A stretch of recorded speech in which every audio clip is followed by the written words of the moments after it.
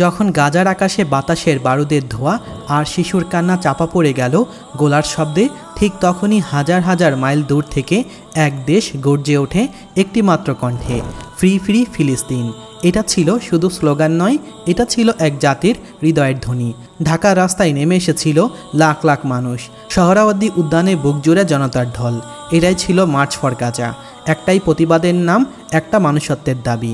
বার্তা সংস্থা এপি জানিয়েছে, এই কর্মসূচিতে অংশ নিয়েছে প্রায় 1 লাখ মানুষ। কেবল সংখ্যাই নয়, এটি ছিল একটি দেশের ন্যায়বোধের প্রমাণ।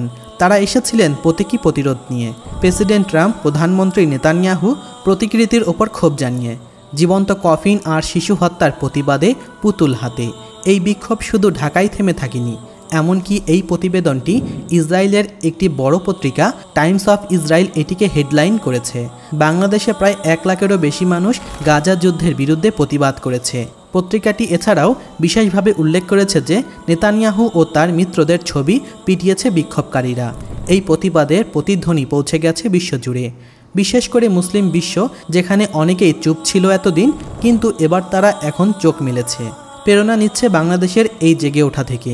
ঢাকার এই এক কণ্ঠ আজ ছড়িয়ে পড়েছে ইস্তাম্বুল থেকে জাকার্তা পর্যন্ত। বাংলাদেশ আবারও দেখিয়ে দিল, প্রতিবাদ কখনোই ক্ষুদ্র হতে পারে না যদি সেটি হৃদয় থেকে উঠে আসে।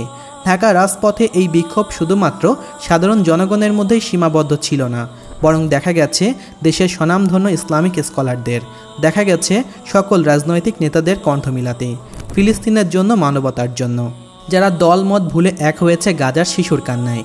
এই মার্চ ফর গাজা ছিল এক ঐতিহাসিক ঐক্যের চিত্র, যেখানে ধর্ম, রাজনীতি আর জনতার হৃদয়ে মিশেছে এক বিন্দুতে।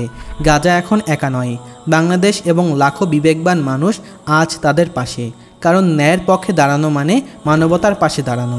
বাংলাদেশের হৃদয়ে গাজা রক্তাক্ত, আর সেই রক্তেই লেখা হলো প্রতিবাদের ইতিহাস।